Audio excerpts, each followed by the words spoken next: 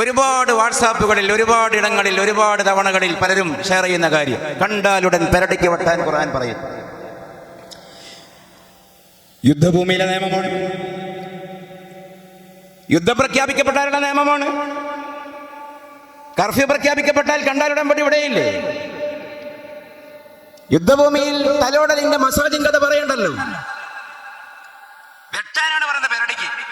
ചില ശിക്ഷകൾ ഞാൻ പറയാം. ഒന്ന് തഴക്കീസ്, മറ്റൊന്ന് തസ്ലീബ്, ഗില്യൂട്ടിംഗ് ഇൻ ഓപ്പോസിറ്റ് ഡയറക്ഷൻ. മറ്റൊന്ന് തസ്ലീഹ്, തൊലിയുരിയൽ. ഈ കോഴീനെ കറക്കുന്ന ആൾക്കാരെ, അതൊരു കലയാണല്ലോ. കാലിന്റെ അവിടെ വെട്ടുവെട്ടി വലിക്കലാന്നല്ല, മൊത്തം തോല് പൊളിഞ്ഞു പോരാൻ. അതേപോലെ ജീവനോടെ മനുഷ്യനെ എടുത്തിട്ട് നഖങ്ങളുടെ അവിടെ ചെറിയ ചെറിയ കട്ട് കട്ട് കട്ട് കട്ട് എന്നിട്ട് വിദഗ്ധരായ മുസല്ലിഹീങ്ങൾ, തൊലിയുരിയൽ കലാകാരന്മാർ പിടിച്ചു വലിക്കുന്നു. ഇഞ്ചിഞ്ചായി എന്ന് പറയാൻ പറ്റുമോ? രോമത്തിന് രോമം വെച്ച്, രോമാരോമം വെച്ച് കൊല്ലുകയാണ്, പടച്ചു മരിക്കുകയാണ്. വേറെ ശിക്ഷ എന്താ? ഇതൊക്കെ രേഖയാണ് ചരിത്രത്തിലെ. എണ്ണയിലിട്ട് പൊരിക്കുക. അൽഫാമും ഷബായയും മനുഷ്യന്റെ ഉടൽ കൊണ്ടുണ്ടാക്കൽ ശിക്ഷയായി നടന്ന കാലമായിരുന്നു ആ കാലം. വേറെ ശിക്ഷ എന്താ? ജീവനോടെ കുരിശുമ തറക്കുക.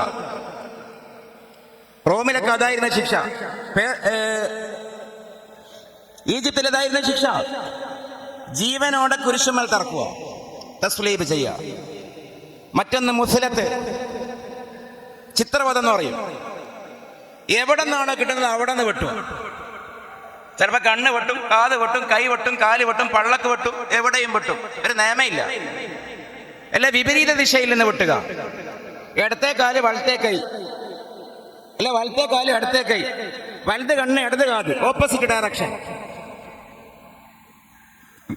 യുദ്ധഭൂമിയിൽ പിടിക്കപ്പെടുന്ന പ്രതിയെ കലാപരമായും കൊല്ലുന്നൊരു കാലത്ത് ഖുർആൻ പറഞ്ഞു, ഇങ്ങനെയൊക്കെ നിയമമൊത്താൽ മാത്രമേ പ്രതിരോധത്തിന് വേണ്ടി.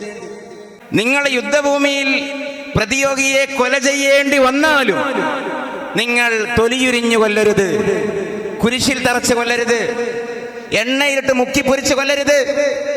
ഒറ്റ വെട്ടിന് കാര്യം സാധിക്കുന്ന വിധം പരമാവധി വേദന കുറച്ചുകൊണ്ട് കൊല്ലണം.